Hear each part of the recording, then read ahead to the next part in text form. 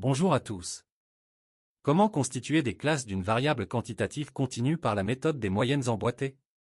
Partons de notre tableau de données constitué des salaires de 50 individus. Les salaires varient entre 120,7 et 390,3 milliers de dollars. La méthode des moyennes emboîtées veut que le nombre de classes soit un nombre égal à une puissance de 2, par exemple 2 puissance 1, 2 puissance 2, 2 puissance 3, etc. Les valeurs classées de façon croissante sont divisées en deux classes en utilisant la moyenne de toutes les valeurs de la variable comme la valeur séparant les deux classes. Ensuite, la première classe et la deuxième classe sont divisées en utilisant les moyennes des classes. Ce procédé est répété jusqu'à obtenir le nombre total de classes souhaité. Appliquons cette méthode sur notre tableau de données avec 4 classes.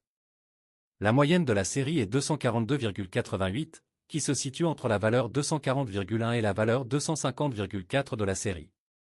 Ce qui donne une première partition de la série en deux groupes comme le montrent les deux couleurs rouge et verte. Pour la partie en couleur verte, la moyenne donne 190,1. Ce qui sépare cette partie entre la valeur 180,9 et la valeur 192,4. Pour la deuxième partie, en couleur rouge, la moyenne est 315,7. Ainsi, on divise cette partie au niveau des valeurs 300,9 et 329,5.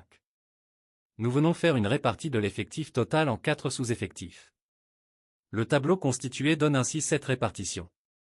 Il faut également remarquer que les classes sont d'amplitudes inégales avec 69,42 l'amplitude de la première classe, 52,76 l'amplitude de la deuxième classe, etc. Cette méthode met fin aux présentations sur les méthodes de formation de classes d'une variable quantitative continue. Pour résumer, il faut retenir la formation des classes est une étape essentielle en statistique descriptive, car elle permet de structurer une variable quantitative continue afin de mieux analyser et interpréter les données. Selon la nature de la série et l'objectif de l'étude, plusieurs méthodes peuvent être utilisées. Dans les vidéos précédentes, nous avons abordé la méthode des amplitudes égales, simple et facile à appliquer. La méthode des grandes différences relatives, qui met en évidence les ruptures naturelles dans les données. Et la méthode des quantiles ou des effectifs égaux, qui assure une répartition équilibrée des observations. Il n'existe pas de méthode universelle, le choix dépend du contexte, de la distribution des données et de l'objectif recherché. Une bonne formation des classes garantit des représentations graphiques pertinentes et des analyses statistiques fiables. Une présentation plus détaillée sur comment constituer les classes et un fichier des données pour vous exercer sont partagées dans notre chaîne YouTube Statistique Autodidacte.